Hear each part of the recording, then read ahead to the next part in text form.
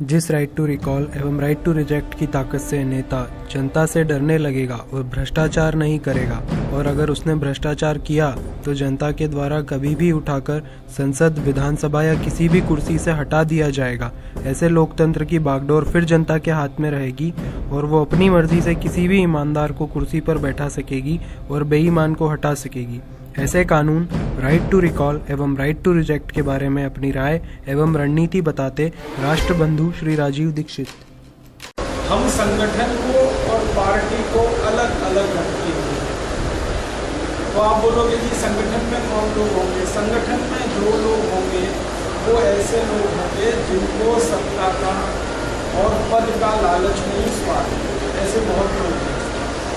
तो ये कहते हैं हमें काम करना है, हमें पद से मतलब नहीं है, हमें आपके नाम से भी मतलब नहीं है, काम करना है। जैसे अभी आपने कहा ना ये सिविल इंजीनियर्स का ग्रुप है, ये तो हमारे संगठन में नहीं, फिर भी काम करना है। ऐसे बहुत लोग हैं। तो इनको हम मानते हैं कि ये फर्स्ट ग्रेड के लोग हैं, जिनको पद नहीं चाहिए और जिनको प्रतिष्ठा भी नहीं चाहिए, काम नहीं। इनका संगठन होगा, कंट्रोल ये करेंगे संगठन, फिर इनके कंट्रोल में पार्टी है ये, और पार्टी में जो भी जाएगा उसके साथ हम कुछ नियम कायदे कानून बनाने वाले हैं। तो किसी पार्टी में नहीं। पहला ये है कि जिसको हम भेजेंगे लोकसभा में उसको कभी भी वापस बुलाने का अधिकार हमारे पास होगा, राइट टू रिकॉल।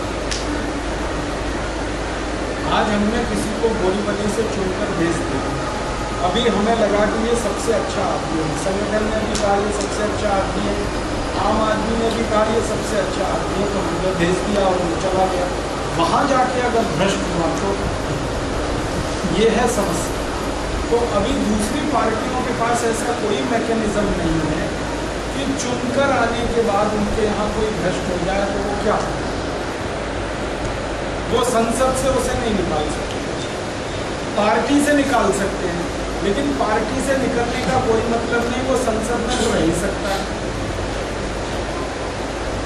ऐसे बहुत सारे केसेस आपके आंखों के सामने। हम ये मजबूरी में नहीं रहेंगे, हम पहले ही उनका एफिडेविट कराएंगे कि भाई आज तो मैं ईमानदार हूँ, कल को मेरे ऊपर जरा भी बेईमानी की बात आई तो मुझे अपने आप को प्रूव करना है। तो राइट टू रिकॉल और राइट टू रिजेक्ट, ये दोनों को हम हमारे यहाँ लागू करके उनको मिलते हैं। उनके ऊपर हमेशा एक तलवार लटकती रहेगी संगठन की कि मैंने एक गलती की तो उसकी माफ़ी नहीं होगी, उसे रिप्लेस ही होना चाहिए और उसे हम हटाएंगे, दूसरे को भेजेंगे, क्योंकि दूसरा हमारे पास तैयार है। तो लोगों की मदद से संगठन ये काम करेगा, चेक एंड बैलेंसेस संगठन करेगा, तो इसलिए इसमें करप्शन के चांसेस थोड़े कम हैं। और हर व्यक्ति को राइट टू रिजेक्ट भी है, राइट टू रिकॉल भी है, तो इसके सामने एक चैलेंज है कि जितने समय के लिए वो चुन कर गया है, कम से कम समय में ज़्यादा से ज़्यादा काम करके दिखाए तो दोबारा सेकंड चांस उसको आएगा, अदरवाइज तो वो हमेशा के लिए बाहर।